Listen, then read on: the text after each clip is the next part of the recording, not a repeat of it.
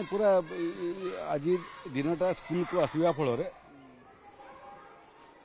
ଜଞ୍ଜାଳ ଯୁକ୍ତ ରାଜନୀତିରୁ ବାହାରେ ଆସିକରି ଛୋଟ ଛୋଟ ଛୁଆମାନଙ୍କ ସାଙ୍ଗେ ସମୟ ଦେବା, ସେମାନଙ୍କର ନାଚ ଗୀତ ଦେଖିବା ଏବଂ ଯେଉଁଭଳି ଭାବରେ ସେମାନେ ଉପସ୍ଥାପନା କରୁଛନ୍ତି ଶୁଦ୍ଧ ଓଡ଼ିଆରେ ଇଏ ବୟସରେ ଆମର ପିଢ଼ି ସମୟରେ ସମ୍ଭବପର ନଥିଲା।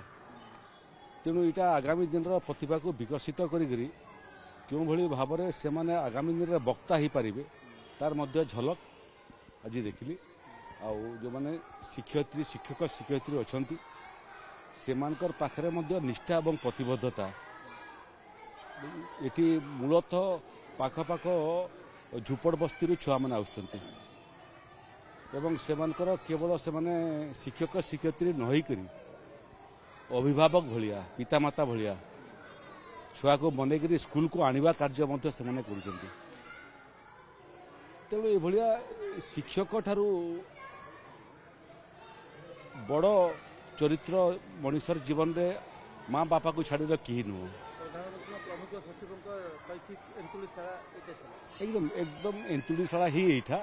ଏଇଠୁ ପ୍ରତିଭା ଆସିବ, ଏଇଠୁ ପ୍ରତିଭା ବିକଶିତ ହେବ ଏବଂ ଏଇଠୁ ଆଗାମୀ ଦିନର ଧର୍ମପଦ ମାନେ ବାହାରିବେ ଯେଉଁମାନେ ନୂଆ ଓଡ଼ିଶା ନୂଆ ଭାରତବର୍ଷ ନିର୍ମାଣ କରିବେ।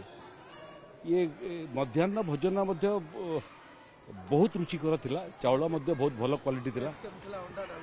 ନାଇଁ ଡାଲମା ତ ନଥିଲା, ଇଏ ଆଳୁ ତରକାରୀ ଥିଲା। ପ୍ରକୃତରେ ଆଳୁ ତରକାରୀ, ଆଳୁକୁ ଛୋଟ ଛୋଟ ପିସ୍ କରିକିରି ତାର ତରକାରୀ କରିଥିଲେ ଏବଂ ପ୍ରକୃତରେ ଡାକ୍ତର ମୋତେ ମନା କରିଛି ଆଳୁ ଖାଇବା ପାଇଁ ଡାଇବେଟିସ୍ କାରଣରୁ, କିନ୍ତୁ ଇଏ ଆଳୁର ଟେଷ୍ଟ ଯାହା ଥିଲା ମୁଁ ଡାକ୍ତରଙ୍କର ବାରଣ ସତ୍ତ୍ୱେ ଖାଇଲି। ଅଣ୍ଡା ମଧ୍ୟ ବହୁତ ଭଲ ଥିଲା, ଅଣ୍ଡାକୁ ସିଝେଇକରି ତରକାରୀ ସହିତ ସେମାନେ ଦେଉଥିଲେ ଏବଂ ଯେଉଁ ଆନନ୍ଦରେ ଛୁଆମାନେ ଖାଉଛନ୍ତି ତାଙ୍କର ଆନନ୍ଦ ଦେଖିବାଟା ହିଁ ପେଟ ପୁରିଗଲା ଆଜି। ଆଉ ବହୁତ ବହୁତ ଶୁଭକାମନା ସମସ୍ତଙ୍କୁ, ବହୁତ ଭଲ କରନ୍ତୁ। ଆମେ ଆଶା କରିବୁ ଆଗାମୀ ଦିନରେ ନୂଆ ଓଡ଼ିଶାର ଶ୍ରେଷ୍ଠ ବିନ୍ଧାଣୀମାନେ ପଟ୍ଟନାୟକପଡ଼ା ୟୁପି ସ୍କୁଲରୁ ବାହାରନ୍ତୁ। ସେଇଟା ପ୍ରଥମରୁ ପଞ୍ଚମ ଶ୍ରେଣୀ ପର୍ଯ୍ୟନ୍ତ ଅଛି। ଏବେ ବାଲବାଟିକା ଗୋଟେ ସ୍କୁଲ ଅଛି, କ୍ଲାସ୍ ବି ଖୋଲିଗଲାଣି। ତ ଆମର ସେଠି 3ଟା ଶିକ୍ଷକ ଥିଲେ, 3 ଜଣ ଶିକ୍ଷକ ଭିତରେ ଜଣେ ଡେପୁଟେସନରେ ଆସିଥିଲେ, ସେ ଡେପୁଟେସନଟା କ୍ୟାନସଲ୍ କରାହେଇଛି। ତାପରେ ଆମେ ତାଙ୍କୁ ଡିସ୍କସନ୍ କରିସାରିଛୁ, ତାଙ୍କର ୱିଦିନ୍ 3 ଡେଜ୍ ଭିତରେ ସର୍ଟ ଆଉଟ୍ କରିବା ପାଇଁ ଆମେ ତାଙ୍କୁ କହିଦେଇଛୁ ଏବଂ ମୋଷ୍ଟ ପ୍ରୋବାବଲି ସେ ସ୍କୁଲଟା ଓପନ୍ ହେଇଯିବ, କିଛି ଅସୁବିଧା ନାହିଁ। ନାଇଁ ଡେପୁଟେସନରୁ ଆସି ସେ ସ୍କୁଲରେ 2 ଜଣ ଥିଲେ, 2 ଜଣରୁ ଆଉ ଜଣେ ଡେପୁଟେସନ ଆସିଥିଲେ, କିନ୍ତୁ ଏବେ ଯେତେବେଳେ ରେସନାଲାଇଜେସନ କରାଗଲା ସେ ଡେପୁଟେସନକୁ କ୍ୟାନସଲ୍ କରାଗଲା ଆଉ ସେ ଟିଚର ବ୍ୟାକ୍ କରିଦିଆହେଇଛି। ତେଣୁ ବାକି ଯେଉଁ 2ଟା ଟିଚର ଅଛନ୍ତି ସେମାନେ କହୁଛନ୍ତି ଆମ ଆଉ ଗୋଟେ ଟିଚର